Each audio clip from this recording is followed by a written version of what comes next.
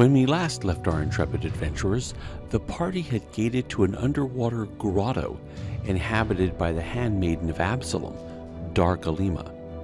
She had regaled them with the fight between Absolum and Jacquemus Distaria of northern Deserata. Akai steps forward and asks where they currently are. Alima grimaces, saying that they're about 5 miles from Jacquemus Distaria's throne room in northern Deserata. The party is stunned. Marcus looks around, as so do the others. They're not sure which direction an attack could come from. Alima cackles and holds up her hand for them to calm down. She says that Distaria cannot hear or see them while they are in her presence.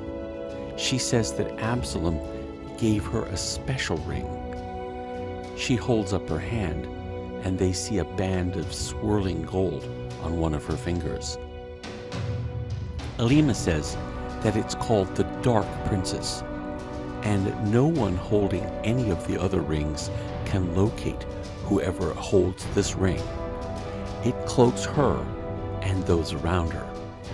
She says that if it didn't work, they would have found her already and destroyed her as they did her master. Akai asks if they're really in northern Deserata. Marcus nods, saying that he did remember that there was a large lake to the south of the city proper. The area was used as a port and place to base the keelboats that worked on the canal all the way down to Fortress Lament. Duncan starts to look for what might be an exit, but he is stopped by Scala. Scala says that they need to plan this. This place is the very center of the evil they've been fighting for years. She says they're willing to help Duncan, but he can't go off on his own this time. Duncan storms off and looks for a corner to sit in. Scala asks them, how did they get out? And what does Alima know? Alima says that they are near the Red Isle in the middle of the lake, and it's best to swim from here to the Red Isle. Marcus squats down and draws with a stick. He sketches a rough shape of the lake. Alima fills in the details. Most of the buildings on the island have been wrecked. The giant statue that stood on the island is also a wreck. Scala mentions that it was called She Who Is Unconquered. Alima shrugs. Yes, just the feet of the statue are left, she says. And there's a bridge that goes from Red Isle to the actual city. Seraph asks about guards and such.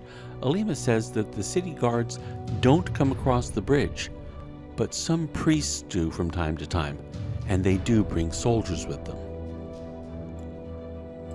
Akai asks about the keelboats and says that it's beginning to sound like the party is willing to go into the town and look for Duncan's wife, when actually they should be looking for how they're going to get away from this damned place and secure that before working on a rescue mission. Duncan agrees with Akai about finding a way out. They decide they all need some rest.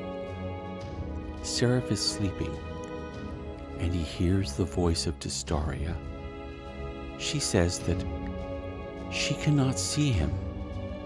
She wants to know where he is. He needs to show himself.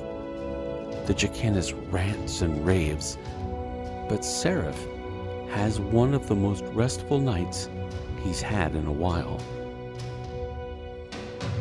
Finn begins composing the Ballad of the Death Master.